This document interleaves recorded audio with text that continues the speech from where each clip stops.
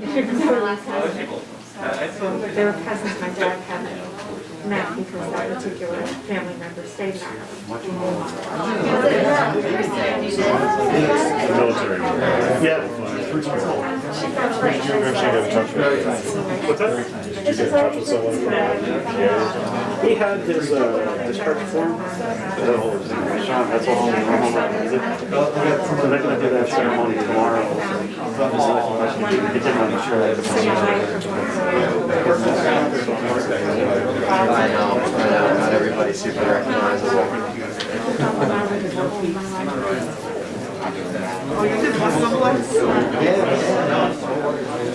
Hey everybody, I'm gonna say a few words about my dad. For those of you who don't know me, which I didn't think to say earlier today, I'm Phil Strum. I'm Mark's son. I realized I did not introduce myself earlier today, so people were probably wondering who is that masked man. But yeah,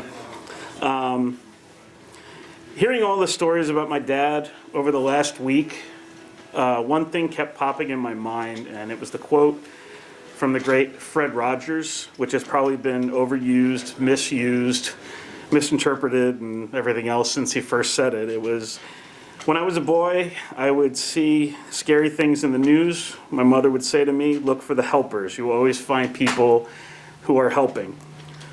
My dad was a helper. He lived a life where he always wanted to be of use to others. You need a ride? He's there. Your friend needs a ride? He's there. You need help with money? You got it. You need help putting that air conditioner in? He's there doing it. Your car died? He's there. Need a few bucks? Nothing. Need a ride to and from the hospital or the airport or school or anything else? He's always the one doing it. Hearing about him and reading through some of his old stuff, what was consistent in his life, whether it was in the military or at work or with his family, was that he was always helping. And he was always going above and beyond for people. If you knew my dad, you know he had a lot of positive energy. He was awake and moving and talking very early every morning. He could be intense and loud. Anyone who was a stranger to him didn't remain a stranger very long. And our friends can attest to that, and anyone probably could. One thing we were asked about the other day, I was asked about my dad's hobbies the other day.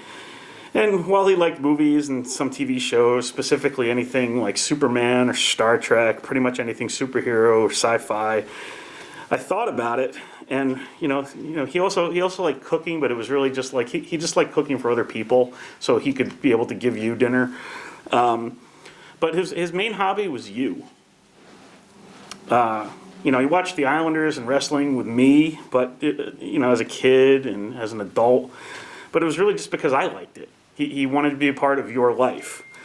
He cherished the friendships and the relationships that he had with people. He told stories about family members, friends, co-workers, and customers all the time. I think you got a door there. And I hear that he told people about his kids too. My dad could be serious and businesslike when he needed to, but he also could smile and laugh, as all of you know. People who know me know that I like to use puns, and that's all from my dad, so blame him. He loved to turn a word around for a laugh. He had all these old family sayings that my family and I have found each other using on each other over the last week. I have to use the bathroom. Mention my name, you'll get a good seat. I'm getting a haircut. Are you going to get them all cut? He had his greatest hits, and he didn't like to deviate from that, and he didn't hesitate to use them. He also had all these Yiddish sayings that he used in his family that I believe he got from his mom, and I don't know all of them or what most of them even mean, but he used them constantly too. One fun thing, I mentioned this a little bit on some of my social media over the last week, but over the last year I got to spend a lot of time with him. And one of the better things that we did for him, on his birthday this year, we got him a Carvel cake. And I needed to clear out some room in the freezer so that we could put the Carvel cake away. And my brother needed to go to the store and get some candles. And we finally got the room cleared. He didn't see me putting it in there. And then he managed to walk in and out of that kitchen at least like 6 times, open and close the freezer over and over. Totally missed the cake. Didn't know it was there. I'm like, how did he miss that? That's amazing. So then finally my brother comes back with the candles, and we wanted to hit him in true Mark Strum fashion. And my brother just yells out, "Hey, Dad, something weird is going on with the stove right now." And my dad comes running in from the other room, and we've got the lights off in the 73. So that was pretty cool.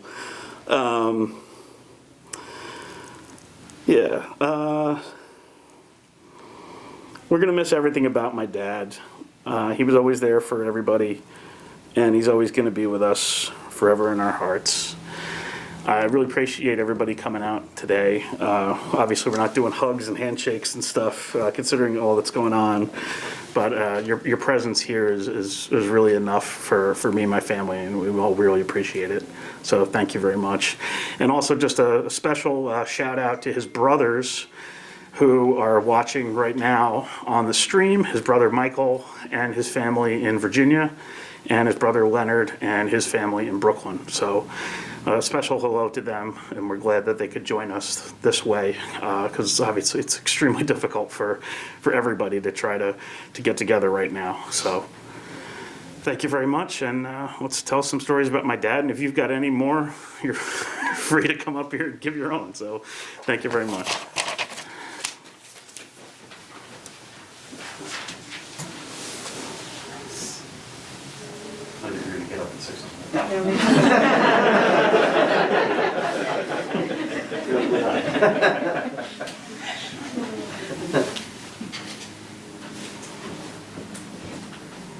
No, that's nice. See you watching it? I got a review. Doing a great job. Uncle Leonard? Yeah.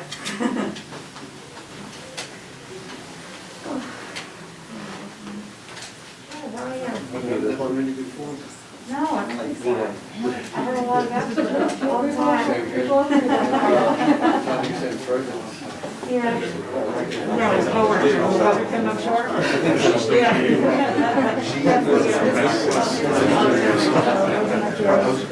Well, no, I 2020. Feel free.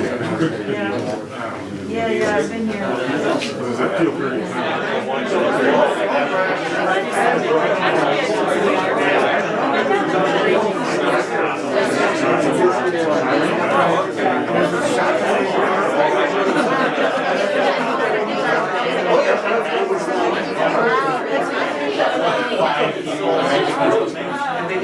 She gets some